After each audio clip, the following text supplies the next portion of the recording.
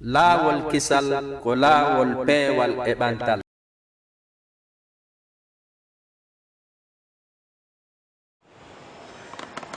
hayya ala salat,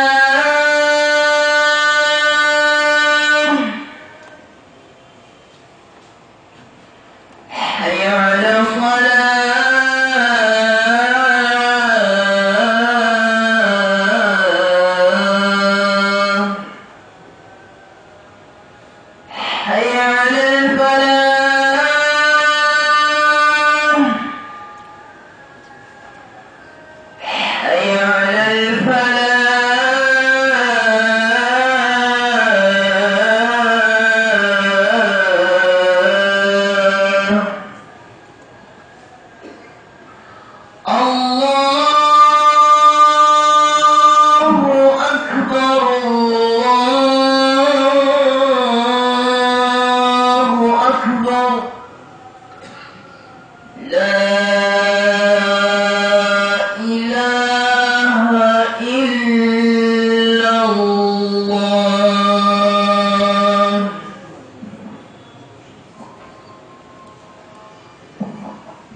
صلى الله عليه وعلى آله وأصحابه وسلم تسليما.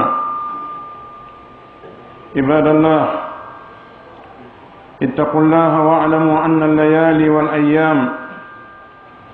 خزائن لأعمالكم ومراحل لأعمالكم، تبعد كل قريب وتقرب كل بعيد، وهي أيام تمر وأعوام تتكرر وأجيال تتعاقب، فهذا مقبل وهذا مدبر، وذاك صحيح وذلك سقيم،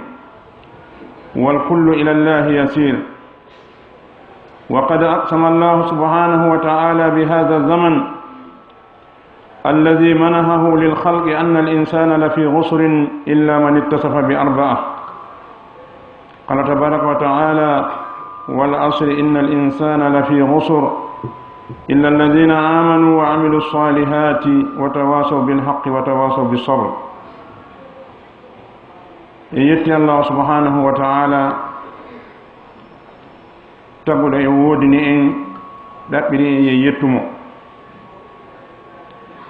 da yettamo kanko Allah subhanahu wa ta'ala mo tawi ko e moƴƴere makko o waɗi battane moƴƴe ko woodani ko yimɓe hulɓe Allah ɓen, yo Allah waɗan e maɓɓe. jaggitere ala sina e dow toñoɓɓen, hiɗen seedo ala reweteɗo e goonga siwana kanko Allah subhanahu wa ta'ala o alamo o kafi. kala ƴettuɗo haqqe hum e haqqeji Allah ɗin subhanahu wa ta'ala, jonni malaikajo ma, jonni annabajo ma, jonni waliyajo ma, jonni goɗɗo goo mo hewta ɓeeɗo, haray o kafidi e Allah, mo kafidi e Allah haray ko wanno ko e moƴƴude fof o bonni. ɗen seedo oɗo kohojo meɗen nelaɗo meɗen Muhammadun sallallahu alayhi wa sallam, mo Allah o suɓi nuli e meɗen, oɗo ko jiyaɗo makko o kafida e Allah. wiigol Muhammadu ko jiyaɗo Allah wona ittugol bote e makko, wona utugol darja makko, ko andingol jentiɗoma mo wonɗo e nande hiɗa bakidira inde Allah e Muhammadu nden, yo andu a bakidiri inde maɓɓe ɗen kono ɓe kafa. hunde ala ko Allah disoto nelaɗo, hunde ala ko nelaɗo wallata Allah, ko o jiyaɗo yamirteɗo. Allah subhanahu wa ta'ala yiɗumo suɓimo moƴƴi e makko towni darja makko on, kono wona fimo kafi Allah goɗɗum. oɗo nelaɗo sallllahu alayhi wa sallam mo tawi no jeeya e maakuji ɗi o maaki, ɓe maaki kamɓe nelaɗo sallllahu alayhi wa sallam gurdam mofte an ɗen ko hakkunde 60 ha 70. e riwaya goɗɗo goo ɓe maaki fanɗi yawtowo ɗum. en toromo kanko Allah e juule nelaɗo e ɓeygure maɓɓe nden e sahabaɓe maɓɓe ɓen o hisnaɓe. jiyaɓe Allah hule Allah subhanahu wa ta'ala, olo ko wasiye mo Allah subhanahu wa ta'ala wasiyino attiɓe ɓen o wasi en ɗum enen kadi o wi wa laqad wassayna alladina min qablikum wa iyyakum an ittaqullah mi yamiri attinoɓe on ɓen mi yamiri on onon kadi sakkitiɓe ɓen hule Allah idan hule Allah subhanahu wa ta'ala anden haray ɗi jemmaji ɗi wonɗen natude fowto e mum ɗe ñalle ɗe wonɗe yaltude jinda e muɗum ɗeɗo ko e nder ɗeɗo wonɗen e lowude golleji meɗen ɗin ɗe naɓorana en mana magasin golle maɗen ko jemma e ñalorma ko golluɗa jemma ko jemma o yaada e muɗum tawoya toon ko golluɗa e nder ñallal ngal kon ñallal ngal kadi yaada e muɗum tawoya toon ko ɗum ɗo kadi woni sagaraji gurdam maɗa ɗan jemma e ñalorma hunde ko nde woɗɗi wo si jemma e ñalorma no yaade nde ɓattoto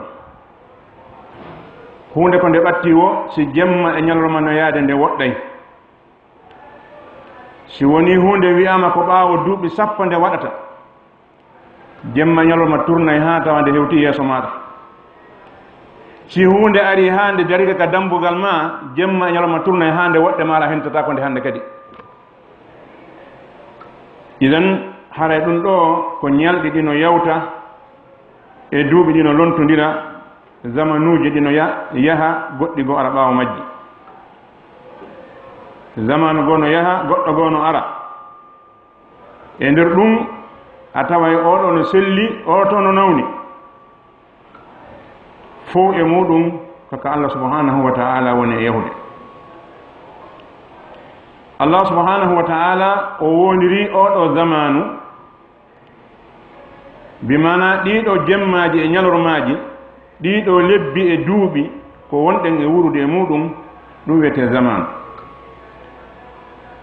Allah subhanahu wa ta'ala wondiri oɗo zamanu mo tawi ko e makko woni gurdam ma ɗan an bani adama on andingol ma andina e wondema neɗɗo wo neɗɗo kala mo o woni kala ko yotti darja e gandal kala ko moɓe e jawdi kala ko jogi doole e laamu kala ko heɓi e jaahu kala mo o wawi wonde ko o perduɗo si o siftorali ɗiɗo sifaji nayyi subhanahu wa ta'ala wi wal asri innal insana lafi husr mi wondiri oɗo zamanu mo wurɗon e mum neɗɗo fof neɗɗo kala ko wiyete ko bani adama ko dawata hirnda kon arta jemma fowto fof makko ko e perdi o woni sina illa alladina amanu wa amilu salihati wa tawasaw bil haqqi wa tawasaw bis sabr neɗɗo fof ko perduɗo si wona gomɗinɗo gomɗinteɗi ɗin golli moƴƴi yamiraɗi ɗin noddi tagore Allah nden faade mum yamiri kadi muññagol e hoore ɗum ɗon ko ɗiɗo nayi petti itta ma e jumla perduɓe idan dartu calendrier ma o moƴƴa est ce que hiɗa wadde ɗi gotum malnata ɗiɗi malnata tati malnata ko maɗi nayi istisna on ko ɗi nayi addi ko illa alladina amanu si ko ɗon to mo hattuno ɗo ono yonde kono ko maɗi nayi ɗi timma ma gomɗina gomɗinteɗi ɗin golla moƴƴi yamiraɗi ɗin nodda tagore Allah nden e mum yamira kadi muññagol e hoore muɗum si a timmini ɗiɗo nayi a iwi e groupe perduɓe ɓe si a timminali ɗi haray fesu hoore ma sabu koye groupe maɓɓe o jeeyaɗa ibadallah خلال هذه الأيام نودع عاما انتوت صحائفه ونستقبل عاما جديدا تنشر صحائفه فماذا أودعنا في صحائف أعمالنا الماضي وعلى أي شيء ختمنا تلك الصحائف وكيف نستقبل العام الجديد الذي لا ندري هل نكمله أم نكون من إعداد من سيرحلون إلى الآخرة فلنحاسب أنفسنا فإن جعلنا أيام عامنا المنتهي وعاء لأعمال صالحة فلنحمد الله وإن جعلناها للهو واللعب والتضييع طاعة الله فلنراجع مسيرتنا ولنتوب إلى الله عز وجل توبة صادقة، فإن خير ما نختم به أعمالنا أن نتوب إلى الله تعالى من التقصير في الطاعة أو التكثير في الذنوب، ونحمده عز وجل أن منحنا أمرا نستدرك فيه شيئا من تقصيرنا. يقول رسول الله صلى الله عليه وسلم: لا يتمنين أحد منكم الموت إما محسنا فلعله أن يزداد خيرا، وإما مسيئا فلعله أن يستعتب، فلينظر كل منا في أيامه التي خلت ماذا ادخر فيها لآخرته، ماذا تكلم به لسانه، وماذا رأت عينه، وماذا سمعت أذنه، وماذا فعلت جوارحه. مطلوب منه أن يأخذ بزمام نفسه ويحاسبها. قال تعالى: يا أيها الذين آمنوا اتقوا الله ولتنظر نفس ما قدمت لغد واتقوا الله إن الله خبير بما تعملون. جيابي الله هري ender ɗiɗo ñalaɗi ɗi wuruɗen e muɗum eɗen ara accitude ñalande hitande wonde e feƴƴude nden. ɗen geli ka islam, taarika islamu on ko ƴetti kontore hitande muɗum nden ko e ndu lewru meɗen wondu e darade ɗo lewru jombente, ndu tawata ɓaawo ñallal ma ɓaawo balɗe ɗiɗi haray hiɗen e mayru wonande mo balɗe mum heddi. idan haray oɗo tarihul islam ƴettaɗo e nduɗo lewru, julɗo fof julɗo ko ɗo haani ƴettude calendrier muɗum on. ma al asaf hande gani islamu on fooli ngon sengo ɗon, a fottay e julɗo tawa o anda lewru ndun ko jelu, si suumaye lanni ko hay andugol ko lewru hondu fewndi tawa sattani julɗon. nelaɗo sallllahu alayhi wa sallam e nder gurdam maɓɓe ɗan piiji ɗi ɓe waɗi ɗin fof koye ɗi lebbi darotoɗi maaya ɗo ko ɗiɗo waɗi programme yamɓeɗin e muɗum. fewndo nelaɗo sallllahu alayhi wa sallam hari oɗo kala nduriye o wodaka ko ɓaawo nelaɗo feƴƴi tawi hande kadi julɓe ɓen sino faala windude hunde mandina tawa ala ka ƴette. si tawi ala ka ƴette welata manditade. sa windani goɗɗo kaydi a wi'ali ko hitande kaari ndi winda, kaydi windandi duuɓi temedere ɓaawo hikka sindi tuunali e kaydi windandi hande ko gotum, bindol kingol e kesol nan fof ko gotum a sendirta. ko sendidiri bindol kesol e kingol ko dato on pet sinan settata. idan ko ɗum waɗi tawi hande kadi mo be winday ɗon geli hayka taari ka andano ka ɗon ko wiyete kaari jibina ko hitande remano nokkel kaari jibina ko hitande kaari feƴƴini, kaari ko jibina ko hitande kaari laamino. hari gurdan an ko non wonira ala hari ka data ƴette ko imma inne fewndo kaari laami, ma fewndo nokkel kaari rema, ma fewndo kaari feƴƴini ko on tuma oɗo jibina ƴette manitoye noon. tawi kamɓe kadi ala haali maɓɓe ko ni wayi. seydna oumar radiallahu anhu o nodditi sahaba en o wi'i ƴette ñalande e lewru ka fuɗɗotoɗen calendrier men on ɗon, tawa se windindirani en anda enen kadi ko honto ɗum fuɗɗi. taw hari annasarankoɓɓe kañum waɗi calendrier mum on o heeɓi duuɓi temeɗɗe jeegoo fayda timmuɗi. idan ɓe diisodiri, woɓɓe maɓɓe wi'i ƴetten ka nelaɗon, woɓɓe wi ƴetten ka ɓe jibina ɗon, woɓɓe wi ƴetten ka ɓe feƴƴini ɗon, woɓɓe wi ƴetten fewde qur'ana fuɗɗi jippade, woɓɓe ɓe wi ƴetten ka nelaɗo ferno iwi makka seni madina ɗon. seydna oumar kanko woni lanɗo on, o ndaari hakkunde pehe weeɓitaɗe yeeso makko ɗin fof, o wi'i ƴetten ka nelaɗo feri ɗon, sabu ko ɗon gonga e fenande serti.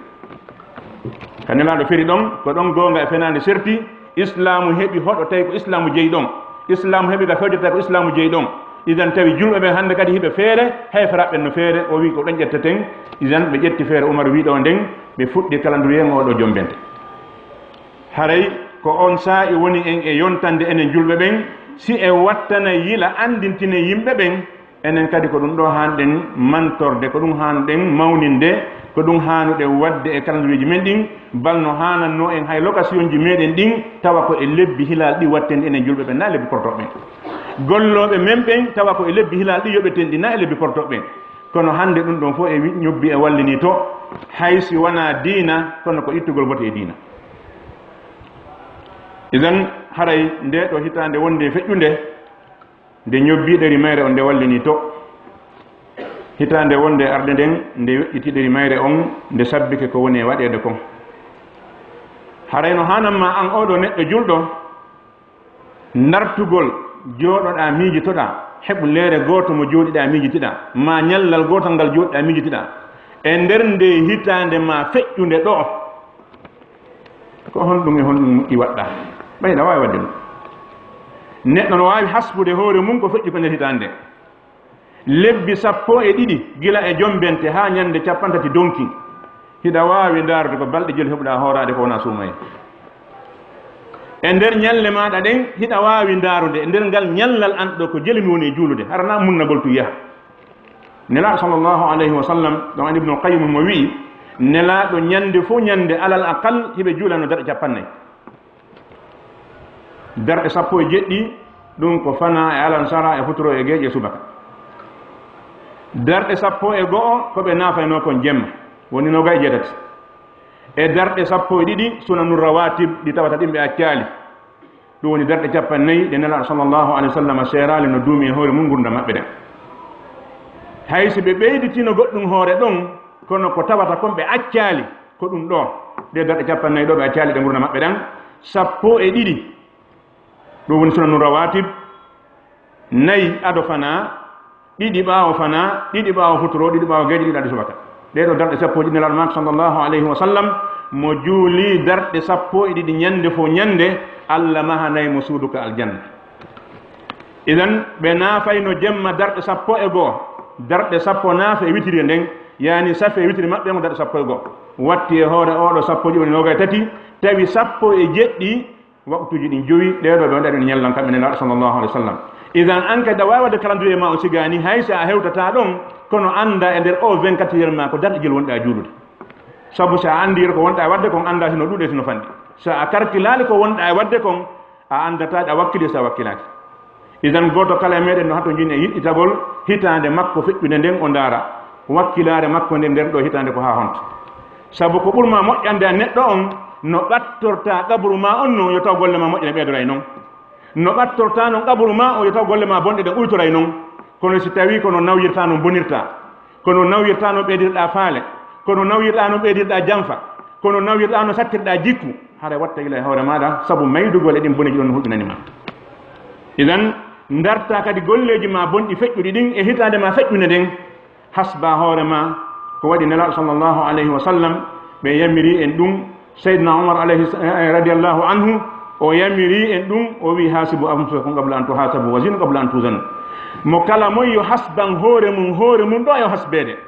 sabu sa hasbani hoore ma a anda seɗa wakkili sa wakkilaki tuuba anda seɗa bonnuno tuuba sa bonnano anda kadi ko honnoɗa gerdude idan ko ɗum waɗi ceerno gooto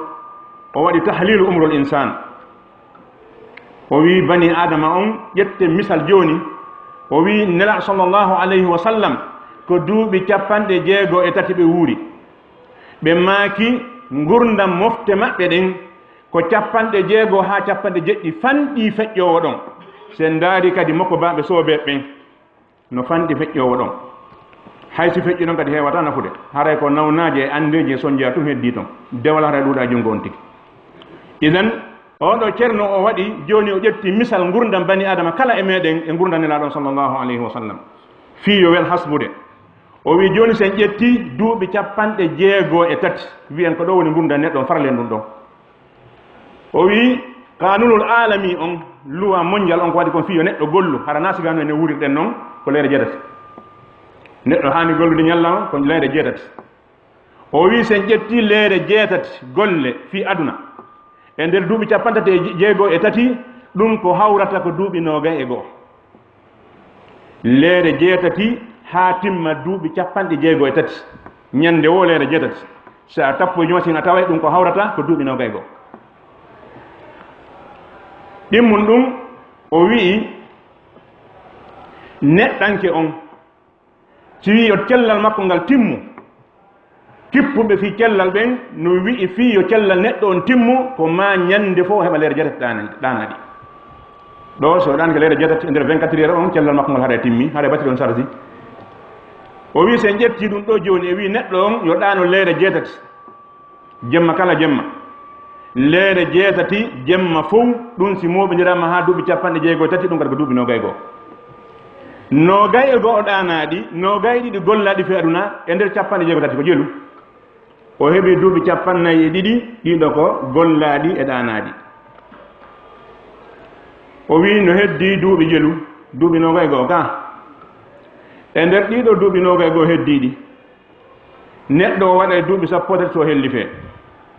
ado helli feede ko puyɗo ko moƴƴingol piihoy dogugol diwa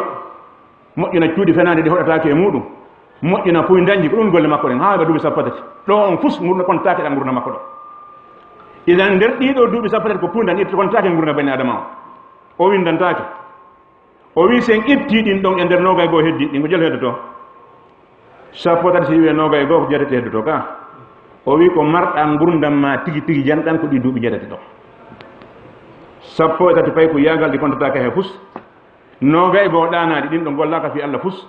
duuɓi nogay goo gollaɗi fi aduna ɗin golla kontaka hay fus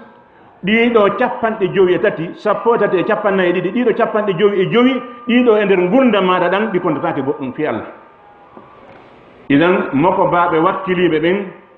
tawata ko tinniɓe wiyete ɓe no tinniɓe napuyɓe ɓen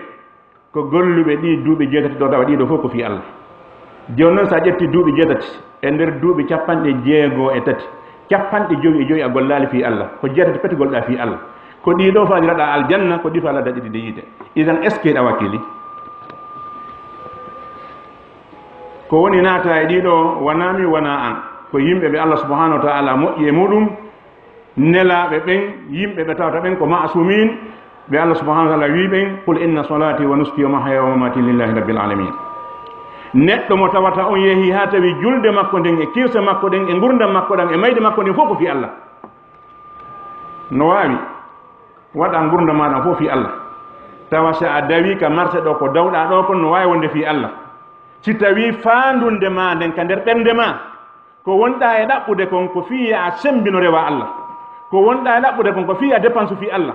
ko wonɗa e ɗaɓɓude kon ko fiya islam heɓu kala nde ittande tawi ko ɗum eɓɓude jettimma ko nde ɓernde ma hara ñallugol ma ngol ɗo ko fi Allah tawa ko ñamata kon ko fiya wawdorade rewa Allah ko ɓornotoɗa kon ko fiya suro rewa Allah ko ɗanotoɗa kon ko fiya a sembu heɓan rewira Allah tawi ko ni woni ɗin ɗon haɗa gurda maɗa fof ko fi Allah amma so tawina ɗum haɗa ko ɗijjete ɗo maɗa nder to idan haray neɗɗo no hani dartude hoore muɗum moƴƴa ɗeɗo nanɗe ma e ɗeɗo giiɗe ma ko ɗo hunduko ma ko ɗi wonma e fagganade yalten hande ndaren no yaasu meɗen o wayi hitande arali si wona nden no boni ɓuuri feƴƴunane ɓornateriji bonɗi ko woni e leydi meɗen ndin kon e bonugol neriji ko woni e leydi ndin kon e kunduɗe bonɗe ko saaki hakkude jama on kon hayse a yennata a yottoto ko wakkiliɗa o nda wawi wonde makko ba a yennata kono wona makko ba yottata ko sa yennamata a wawata idan ɗum ɗo yeehi ha hande kadi a wawata yaltude sina nana bone awte tawitere ma sina yeeya bone a wowlidata goɗɗo fayda sina wola bone tawi ɗiɗo ko ni wonɗa ñallude hira ni walirani sikke ala bakkatuji maɗi ndi ɗuuɗe idan haare neɗɗo no hani hasbude hoore muɗum tuuba rutto faade Allah subhanahu wa ta'ala waɗa ko qur'ana wi kon ko onon yo yimɓe gomɗinɓe ndaren subhanahu wa ta'ala ko yimɓe gomɗinɓe ɓe noddi ya ayuha alladina amanu ko onon yo gomɗinɓe ittaqullah hule Allah idan jaka ko nde neɗɗo woni gomɗinɗo o wiya ne yo hul Allah na ya won gomɗinɗo sikka gasi dey ko si tawi a gomɗini gomɗinteɗi ɗin a gayni on tuma no wiyaɗa ittaqullah hul Allah noon si a huli Allah o wima wal tanzur nafsum ma qaddamat li gad ndaaru ko wonɗa e wadde kon fuu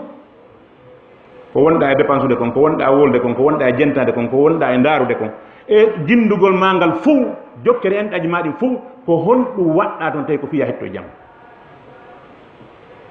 par ce que ɗum ɗo marɗa wal tandur nafsum ma qaddamat li gad yo wonki kala bi mana neɗɗo kala yo jooɗo ndaara e golleji makko ɗin fuu ko honɗum woni tawa ɗum ɗo ko fi laakara ni ko ɗum ɗon heddoto ko heddi kon fof a acce ɗo so a ñaami ɗo sammil ñallal lanni e nder majlis ko sanfara itta sadaka ko ɗin ɗon heddi ɗo nela sallllahu alayhi wa sallam ñande go ɓe waɗi misal ɓe hirsi dammol ɓe acciri Aïcha o ƴetti taƴi fof o okkitiri ha heddi balawal gootal ɓe landimo Aïcha ko honno waɗɗa tew ngun o wimi okkitiri fof sina balawal ngal ɓeyi fof no landi sina balawal ngal ko ngal heddi idan haray neɗɗo julɗo on yo watta hila moƴƴa ko waɗɗa yeeso ma kon ko naɓɓuɗa fi janngo ma kon ko ɗum ɗo heddoto ɗo ko arɗen ko gollugol fii en hettoy to wata ƴettu fof waɗa ko ɗo waɗa kala ko gasal ɗo haray gasali ɗo kala ko moƴƴal ɗo haray moƴƴal ɗo marsali wo ko marsali si tawi dina ma kam bonali haray no marsi ko marsi wo kadi ko marsi si dina ma kam boni haray marsali idan ko woni marsinali komo dina mum boni nelaɗo sallllahu alayhi wa sallam ɓe maaki wata gooto e mo yelo mayde fi honɗum si tawi ko moƴƴere o waɗi wata wi joni yallah warano min mi moƴƴini ko waɗi so wuri o ɓeyde to moƴƴere nafa gurdan ko so tawi ɗa ɓeydade moƴƴere si tawi ko bone o woni no gasa e nder ko o wuuri kon o jento waaju ma o yiya ko ngalɗinimo ko hulɓinimo ɗum ɗo waajomo o acca bone mo woni mum on o rutto o heɓi ɗum o so wuuru kono ɓe wi man lam yatabir yakun ibra si a yi'aali ko woni e wadde waajo ma goɗɗum waɗete an waajo yimɓe ɓen e to noon ko woni e wadde kon e hoore yimɓe ɓe waajo ma harana ko waɗe hoore ma waaji yimɓe ɓen si wona ɗum a wona neɗɗo perduɗo idan neɗɗo on watta o yelo mayde fii o golli ko moƴƴi buy neɗɗo gollaali ko moƴƴi buy sen daari wakkilare meɗen ndin fuu e nder 24 heures taw ɗe julɗe ɗe wonɗen e julɗe ɓay mara ko wonɗe wadde ɓuri julde ɗiɗo waktuji joyi darɗo 17 ɗeɗo wonande ka moko baɓe wakkiliɓe ɓe woni toon e nder 24 heures on ko 90 minutes ɓe mari juulateɗi goɗɗo ko wakkili ɗo o so julliɗo fana ɓuri 10 minutes janngo fu nana inde makko ɓenne o bonni golle yimɓe ɓe moƴƴinde julde nden ɓenna ko bonni golle yimɓe ɓen ko ɗum waɗi a suusata juutinde julde so a juutini ko imma yeƴƴita ñande ko tawa goto ala ɓaawo maɗa ma ɗum inde ma nden boni idan koya waɗa julde hawjunde ko ɗum jama o yiiti tawi le ko ɗum ɗo marɗen so a waɗi ɗo 15 minutes fana 15 minutes alan sala futuro e geeƴo ɗi fof ko ɗi hawrata waktuji ɗi joyi 15 minutes gonno hawrata jon hawrata e naafiloji ma ɗin fof ɓeta ɓuri 90 minutes nder 24 heures on idan tawa noon ko a wakkiliɗo makko ba tawowo si noddinama a ndaara e montoro on mba yaha bal ko ɓuri haanude julɗo on eɓɓa law sabu si woni ko nde noddina on mbata no wayara o dari wata ɓe ɗaɗade kono sa waɗi iltisama e hoore ma min si 13 heures yoni hara mi fermi kala sodanowo lan si 13 heures yoni taw ara ha mi juula waktu allah o sa waɗi iltisama e hoore ma a wawa wadde ɗum kono si tawi woni ko nde woni dernier minute wo ndara montoro o yoni e hino woɓɓe no dari wata ɓe ɗaɗade andi gasta ko ma eɓɓana hunde nde mawninɗa fimunden ka woɗɗi seeɗa sinam gasata façon enen no wurirɗen noon no hulɓini sabu programme ala goto ala wi o ko ɗum ɗo e ɗum ɗo e ɗum ɗo mi watta hannde ko o saahi ɗo mi gollata o saahi ɗo mi fawtoto ko ɗum ɗo mi janggata hannde ala ko onti no munni no yahude ka yaltoyi wo ko ni wurirɗen idan ko gurdam hulɓiniɗen yo allah faamañe majje aqulu qawli hada wa astaghfiru lakum fastaghfiruhu innahu huwal ghafurur rahim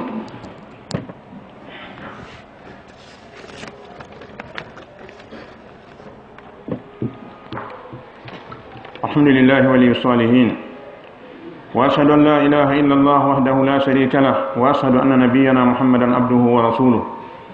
صلى الله عليه وسلم تسليما عباد الله اعلموا أننا نمتطي عربة الليالي والأيام تسير بنا إلى الآخرة سمع أبو الدرداء رجلا يسأل عن جزاءة مرت من هذا فقال أبو الدرداء هذا أنت فإن الليل والنهار مطيتان يباعدان العبد من الدنيا ويقربانه من الآخرة فطوبى لعبد انتفع بأمره يقول صلى الله عليه يقول سبحانه وتعالى يقلب الله الليل والنهار إن في ذلك لعبرة لأولي الأبصار فعن عبد الله بن عمر رضي الله عنهما قال أخذ رسول الله صلى الله عليه وسلم منكبي فقال قم في الدنيا غريبا أو عابر سبيل وأد نفسك في أهل القبور فلا يركن المؤمن إلى الدنيا ولا يطمئن إليها فهو على جناح سفره يهيئ نفسه للرحيل يتي الله سبحانه وتعالى كدن ترومو يجولنا صلى الله عليه وسلم e ɓengure maɓɓe nden e sahabaɓe maɓɓe ɓen oɗo nelaɗo mo tawata hiɗen hani wattande yila ɓeyden juulugol e nelaɗo sallllahu alayhi wa sallam sabu juulugol e nelaɗo no jogui nafoore molanade wonandema an juuluɗo on nelaɗo juuluɗa maɓɓe a juulale maɓɓe mouhammadou malanoma gas si a juuli e maɓɓe ɓeydanay ɓe kono so a juulale maɓɓe hattaɓe ka aljanna. Idan so a juuli e nelaaɗo a heɓa julde Allah, si Allah juuli e ma sikki ala heɓa moƴƴere. Nelaaɗo sallallahu alayhi wa sallama ñande goo ɓe yalti hiɓe henti yeeso maɓɓe ngol no jalbi hiɓe welti. Sahaba en landiɓe nelaaɗo yeeso mum no hentide hannde, sabu no jeeyano ko andirte nelaaɗo no welti yeeso maɓɓe ngo hentoto. Idan ɓayɓe landike ɓe nelaaɗo maaki ko Jibril al yeetilan habaru on habaru weltinimmi. O wi ila wondema Allah subhanahu wa ta'ala wi yo yeetolan si tawi goɗɗo e mofte an ɗen juuli e hoore allahwol gotol, Allah juula e hoore makko saabi sappo yohi ɗum ɗo. Man salla alayhi salatan sallallahu alayhi biha asra. Idan ko honɗum tañƴiniɗa so tawi woni rabbu samawati wal ardi no julde hoore maɗa, sikke ala a heɓe malore. Idan ko jonne ma ɗum ko juulugol e nelaaɗo sallallahu alayhi wa sallam, juulira e nelaaɗo konnguɗi arɗi ɗin ka sari a harana moƴƴinaɗ ɗin, sabu moƴƴinoɓe konnguɗi juulide hoore nelaaɗo ɓeeɗo kadi mari probléme rento ɗen e feffindagol ko juuliren hoore nelaaɗo. Idan haray juule e nelaaɗo sallallahu alayhi wa sallam toroɗen Allah yo juule nelaaɗo sallallahu alayhi wa sallam. Jeyaɓe Allah anden haray ko en waɗɗiɓe oɗo saretiwal jemma e ñalorma ngal no tawata ko woni naɓude ko faade kala kala. Ɗum ɗo gooto mara feere muɗum e yi'i hiɗe yi'ude ko subhanahu wa ta'ala ewnino kon minha khalaqnakum wa fiha nu'idukum ko heddi e yiyal ko gootum kon ka wa minha nukhrijukum taratan ukhra. si tawi goɗɗo yewtima konngol ɗiɗi o woni goonga a anndi tan mon ngari wona e goonga. Idan ha hande e yi'aali goɗɗo ko fi makko towna wo ko towna hay so yehi ha ɓe wi ko Allah kono ɓe temo ka leydi keefeero e julɗo no jaɓi ɗum ɗon, moƴƴo e bonɗo no jaɓi ɗum ɗon. Si maayi anani tum maayi lanɗa ko ma surrete ko ma o surde ko waɗa e keesu wala ko ma o ire neɗɗo feƴƴata ɗum ɗon. Idan haray oɗo jemma e norma ko mbaɗɗatte mo tawata siɗa e nder makko sikke alama yahaka Allah. Siɗa waawi wonde e ngurdan goo tawa weetata niɓɓa ɗon no ngasa neɓa, kono si wona ɗum ko e wongal e dogude naatuɗa. Si ngal dogi ko honto ngal woni yahude ko haka gabru ngal gara ñande wo ñande hiɗa sottinde seeɗa ha ñande go tawa a hewti. Ko ɗum waɗi ñande goo Abu Darda radiyallahu anhu mo jooɗodi e goɗɗo o yi'i fure no ronda no feƴƴine. On gorko landi ko hombo ni, yani ko hombo woni o mayɗo. Abu Darda e ndaari mo ha wi ko an, yani ko an woni o mayɗo. O faandaki wiide ko kanko ronda ɗon, kono kanko kadi ko ɗum o fokkiti, bi mana kontu hoore ma an ko an woni o. Ko waɗi ka o yehi ɗo joni ko ɗo wonɗa yahude. Idan haray neɗɗo on no hani wattanila moƴƴa. Allah subhanahu wa ta'ala o andini e wondema oɗo jemma e ñalorma ko waɗani ɗum ko fi yimɓe taskotoɓe ɓen. Subhanahu wa ta'ala wi yuqallibu llahu llayla wannahara inna fi dhalika ay inna fi taqlibi llayli wannahar la ibratan li ulil absar. O yiltodirgol jemma e ñalorma woni e mum ka tasko taskagol ko jooɗagol miijito ko woni wadde ɗo ko hono ɗum ɗo woni warude fi honɗum ɗum ɗo no wadde ko wiyete taskagol. Hala wana tun weeti niɓɓi e o jemma no juuti e ngal ñallal no juuti ngenagel no wuli ɗum no niɓɓiɗi ko ɗum to woni haaju ma e mum an. A ala taskade ko honɗum woni adde ɗum naɓa ñande o ñande ko waɗi adna on fof si moɓodiri si niɓɓali ɓe wawata niɓɓinde. Subhanahu wa ta'ala wino kom so waɗi jemma on sarmade ila yawmi alqiyama man ilahu yatikum bidiya. Si tawi Allah waɗi jemma on duumiɗo ha darngal ko hombo reweteɓe ɓen addata ndeygu ala. Idan ko woni e weetude niɓɓa ɗo ñande o ñande ngenage wongi e fuɗude muta ɗo nduleru wonde darade maya ɗo ɗum ɗo no hani jonnudema darso. Ko waɗi nduɗo lewru an e mari ko gotum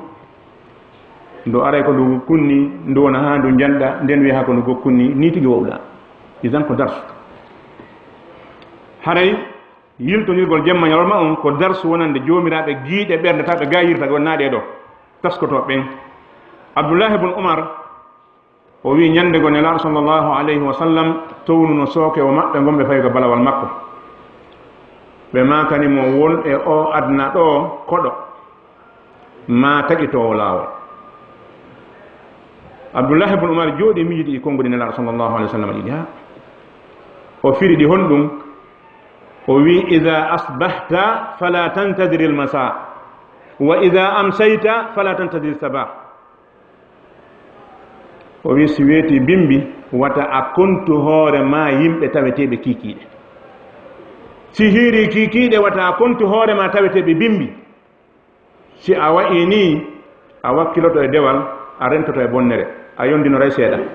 kono so tawi a konteni ɗum hoore ma a heɓi 60 ha hande ɗa wakkili fi gurdam wona fi mayde wakkiliɗa iɗa andi le pellel sa feƴƴi ɗo gurdam maɗan haysa heɓi goɗɗum haɗa goɗɗo jeeyi wona an ñamete welatama suudu welatama tigi tigi ko gurna ɗaɓɓano ko fof ala e jungo ma hande kadi dewal kadi a wawata wadde tawa no regili idan neɗɗo no hani watte ndila moƴƴa o wi kontu hoore ma e adna on ɗo koɗo hiɗen andi ko hombo woni koɗo si goɗɗo ari ka ma o hunike laawol a wernimo oɗo ko koɗo ni ka ko ɗum wiyeten koɗo si a wernimo ɗa e sambour mum o yahi o soodoyi danki o ari kono kontata koɗo ma on mi werniɗo feetuɗo o ari koɗu mi wernimo e wonɗo abimmo ya soodoyi danki yaltu hein oɗo woni koɗo yani o hana wadde hay hunde ko ta kanjo watta won adna on koɗo bi mana wata haqqo koɗo luttata jamu ka wonɗo yaade aw abiru sabil taƴito wala wala andi kon yiya kala tutu wala to etugol ko hay paɗal mangal yani ma kufni ma yani darta ko hoccugol ka ko ya tinno iwaɗon sabu lawol ngol na an jeygol idan taƴitowo laawol si mooɓi ɗon inni waɗa ɗon batte pellel ɓe newo feeti ka mana wawo e adna on wona taƴitowo laawol waɗindemo taƴita ko ya tinno iwaɗon haray neɗɗo julɗo on hana ƴettude fii mum on fof wakkilare mum ndin fof faale makko ɗin fof yangi makko kin fof moyenji makko ɗin fof taw ko fi waɗna ɗo so waɗi ɗum haray o faayi ko waɗi goto kala e meɗen ko lawol yabro woy ibadallah inna nihayat al am fursatu lil muhasabati nafsi falwajibu an yandura al insanu fi amihi al madi ماذا سنة هل أدى الواجب كما ينبغي أم قصر فيه هل اجتنب المحرمات وابتعد عنها أم وقع فيها فإن كان مفرطا في الواجب فإن عليه أن يتداركه ما دام في زمن الإمهال ليفكر هل كان قد أتم طهارته وأتم صلاته وأتم صيامه وأتم زكاته وأتم حجه ولينظر في ذلك فإن كل تاجر ينظر في سجلات تجارته عند انتهاء السنة المالية لينظر ماذا ربح ماذا خسر ماذا فاته من الربح هل يمكن تعويضه أم لا خطب علي بن أبي طالب رضي الله عنه فقال ألا إن الدنيا قد ولت مدبرة والآخرة قد أصبحت مقبلة ولكل واحدة منهما بنون فكونوا من أبناء الآخرة ولا تكونوا من أبناء الدنيا فإن اليوم عمل ولا حساب وغدا حساب ولا عمل جياب الله هري إلان نقول ديدو هتاند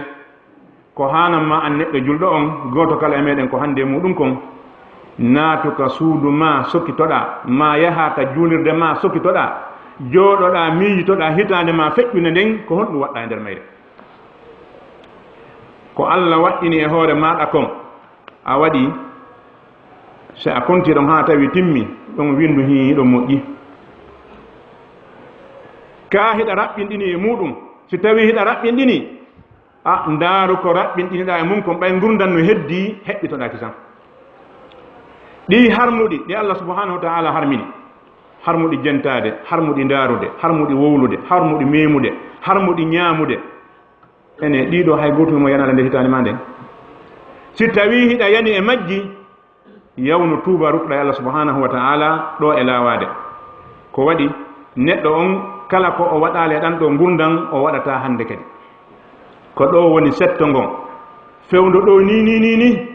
ka remoɓen to ko dabbunde sa yahi ka fulawa hande ɗa jogui sankirde ma nden hiɗa jogui kerunda faala ka sanka maaro ɓenne kaari feedi ka par ce que fewndo ɗo ko maaro sawti ko fewndo waɓugol joni ko sabu waɓugol sabba kala yahuɗo ni wi remeɓe inne ko feetuɗo idan wiiɗo ko laakara ma ko tuma mayde nangi ɗum qala rabbi irji'uni la alli amal salihan fima tarak haɗa ko fedde kala le neɗɗo mo tawi ko ɗum ɗo o waɗoyi Allah subhanahu wa ta'ala nangaymo kala accuɗo ha gurdam muɗum ɗan lanni mayde nangi mo tawi o gollali moƴƴeji o yamira ɗin o wolengol ɗo konngol rabbi irji'uni la alli amal salihan fima tarak hay goto accata moƴƴere yaha hay goto accata moƴƴere yaha o ronka landitade yiltede adna fi mayde kala neɗɗo waaliɗo ka danki mum mayde tawa himo accuno julde nde o juulaali ma korka ka o hooraali ma hajju mo o waɗaali ma zakka mo o ittaali qala rabbi irji'uni la alli a'malu salihan fima tarak ko ɗum waɗi abdullah ibne abbas radiallahu anhuma ñande goo o wi'i wondema kala neɗɗo saliiɗo hajjude ma sali ittude zakka haa mayde nangi mo o landoto ruttagol aduna so mayde nden hewti woɓɓe ɗimmoɓe makko ɓe wi he hulu allah ko keefeero landoto ruttagol aduna so mayde hewti wona julɗo o wi e ko komi haalande no mat dalil mum ko alqur'an o addi dalil on ka suratul munafiqun ya ayuha alladina amanu la tulhikum amwalukum wala auladukum an dhikrillah wa man yaf'al dhalika fa ulaika humul ghasirun wa anfiqu mimma razaqnakum min qabli an ya'tiya ahadakum al-maut فيقول ربي لولا أخرتني إلى أجل قريب فأصدق أي أؤدي الزكاة وأكون من الصالحين أي أهج إذن ويكون دليلا كلا نتو الله إت صدقة ديبانسي كوكو من أكوريون دو يوم ميد أرض غطو مودون وي الله هنو نننامي لولا أخرتني إلى أجل قريب الله نننام هاي سايبا كيلو بل دي ما تاتي ما يونتر ما لو ما هيتان دي وتر فأصدق وأكون من الصالحين مي اتصدق مي جيي امو يوبن دو الى واد الله وي ولن يؤخر الله نفسا اذا جاء اجلها الله نن تاوon fi leer yoni kala ko agollali ha mayde manden hewti hande kadi agollata idam aynu agollata gollu gis haray neddo yo eto moƴƴereji do welsindi mun din o wadadi boneji ko jokki kon o tuba rutto e majji do e lawade sayyidina ali radiyallahu anhu ñande go o wanno khutba e nder khutba makko on o do ko khutba mo o wanno o ñande o jonnita wilaya o mbuy wi o wi kam sayyidina ali radiyallahu an ala inna ad-dunya qad wallat mudbira o wi awa andede adna on o hucciti yahugol goto yilto mo arta al wal akhiratu qad asrat muqbila la kana kadi hawtike to fokkiti arde la kara wana saare nden ko mayde nden aduna wana ndi leydi wana ngu kam ko ngurdam maɗan idan o wi goto kala e majji noon no mari ɓiɓɓe jaɓe ete wonon ɓiɓɓe laakara wato ete wonon ɓiɓɓe aduna yani wongol ɓiɗɗo laakara ko honɗum ko wongol gollanowo laakara wongol ɓiɗɗo aduna ko honɗum ko wongol gollanowo aduna o wi hande ka wonɗen ɗo ko gollugol tum goto wiyata ko ni goto wiyata ko ni sa darike ɗo hiɗa juulude hiɗa ndara nano e ñaamo ndara montor ndara téléphone mijjito ka yaasi to goto jomɓe ɗo ɓeɓe haja kay ɗum ange mum a warrayno fandira ɗaw yalta haɓana ko andoyta a moƴƴinali ma a moƴƴini ko janngo janngo noon probléme on ko to woni idan eto moƴƴina ɗo kisa sa a darike a juulirino juulirɗa o juula sonnaji no juula balaji makko ɗen fof no kene juuɗe ɗen fof no kene ɓanndu ndum fof no kene juulirɗo juulirɗa o probléme on naɗo si goɗɗo wima nano aɗa wawimo yennude aɗa wawimo siɓade aɗa wawide mo soñji allah ala kono a jaɓande mo ɓurma moƴƴande sabu o wallata no golle maɗe moƴƴiran lawaki amma si a yahi ha hewtoyi to o wi fa gadan hisabum wala amal janngo laakara ko hasbore tum golle ala ko addu ko juuloɗa kon fof ɗo adde ndaare si ndarama gasi tawi timma ɗum ɗum pottineɗa ko ndara tawi timma o pottineɗa muskila on ko honto woni ko tuma tawi hino baraji kono ɗi naɓata aljanna oɗo neɗɗo on tuma no yaltata ɗaɓɓa ballal subhanahu wa ta'ala wino qul li ibadiya alladina amanu yunfiqu mimma razaqnahum min qabli an ya'tiya yawmun la bay'un fihi wala khilal ko sendi adna on e laakara on ko ɗum ɗo laakara a yeyata heɓa toon ɓeydoɗa a luɓata ko goɗɗo luɓe a torata ko goɗɗo okke a ñawlata ko goɗɗo ñawle ala laakara ko naɓorɗa kon ko saati kono uytinano ɓeydi idan si a heɓi baraji ɗi naɓata aljanna ɗum no waali e hiyo ko ɗo on ti fukkata ɗaɓɓe siɓɓe ɓen yaha fotta e ɓiɗɗo mum baba jarama tan ala mi wonano baba moƴƴo ka mi dankima mi jangimma mi holtimma waɗama ɗum ɗo ɗo no hi baba wonani ɗum fof o en kon mi faala o baba mi anda ko faala koye a wallam baraji goto feti mi ɓeydiraɗam yaha aljanna mi jeejima baba no he baba o moƴƴuno an kono ko maapini on kon no maapininmi min kadi idan koni o yahata o tawa ɓeygu makko o tawa ɓiɗɗo makko on o tawa nene makko o tawa siɗɗo makko on ɓeeɗo fof towna juuɗe ne wawatama wallude subhanahu wa ta'ala wi yawma yafirru almar'u min akhihi wa ummihi wa abihi wa sahibatihi wa banihi limadha likulli imri'in minhum yawma idhin sha'nu yughni a fottata e gooto o ɓeydanima baraji hay bajjo na nene ma wona bemma wona ɓiɗɗo ma wona ɓengu ma wona siɗɗo ma wona welduɗo ma goɗɗo ko welduɗo wo ko adna ɗo lakara ɓeydantama baraji hay abbere idan si tawi kadi a aroyi dongal bakkatu tawi ko waɗɗa kon ko boneji wannoɗa ha ɗuuɗi ɗum woni dongi peesama ko balance ko bakkatu yimɓuɗe ɗurde a ƴettingui a fokkiti yahmiluna awsarahum ala zuhurihim yawma alqiyama a aray bakkatu ma on fof watte dongi goti ƴetta rondoɗa ange mum yardaka yiide ɗo kadi a fottata e ɓiɗɗo ma on o jaɓani a fottata ene goto jaɓani wa in tadu musqalatun ila himliha la yuhmal minhu shay walaw kana dha qurba hay si wonki rondiki bakkatu noddi faade jaɓanede goto jaɓantaki si nene ma on fotti ɓe rondi toon temedere bakkatu a jaɓantaɓe si a fotti e bemmaɓe rondi toon temedere bakkatu a jaɓantaɓe si a fotti e ɓiɗɗo maɗa rondi ɗo jaɓantama goto jaɓanta goɗɗo donga makko bakkatu a ɓeydanta goɗɗo a uitanta goɗɗo idan ɗo yo ɗo hewtu o wi ya wakkilo golla ɗum o wi hande ko gollugol hasbore ala janngo ko hasbore golle ala kala townuɗo ɗo juuɗe mum ɗaynuma arhumoɗa e ammi wallete lakara komo anda lakara woni wolde fi ɗum mo anda lakara ƴettata garanti walle goɗɗo lakara kala neɗɗo gomɗinɗo lakara e ko wola fi lakara kon o wawata uddugo hunduko makko inna walle goɗɗo lakara sabu mo dogi nene mum dogi bem mum dogi ɓiɗɗo mum dogi siɓɓe mum ɓen fof wonamo o fottiri ni o wata wallude idan ɗulle goɗɗo mala konngol nden ñande haray ko eto golla ko moƴƴi ɗo e lawade toro Allah subhanahu wa ta'ala yo moƴƴinan en hitande men arende ɓuri feƴƴine nde o moƴƴinan golleji meɗen ɗin o moƴƴinan en battineji meɗen ɗin o dande en luttude e bakkatu rabbana taqabbal minna innaka anta as-sami'ul alim wa tub alayna innaka anta at-tawwabur rahim اللهم أرنا الحق وارزقنا اتباعه وأرنا الباطل وارزقنا اجتنابه برحمتك يا أرحم الراحمين اللهم يا حي يا قيوم برحمتك نستغيث أصلح لنا شأننا كله لا إله إلا أنت اللهم اغفر لنا ولآبائنا وأمهاتنا وذوي أرحامنا برحمتك يا أرحم الراحمين اللهم فرج همومنا ونفس كروبنا واقض ديوننا واشف مرضانا وآف مبتلانا وارحم موتانا برحمتك يا أرحم الراحمين سبحان ربك رب العزة عما يصفون وسلام على المرسلين والحمد لله رب العالمين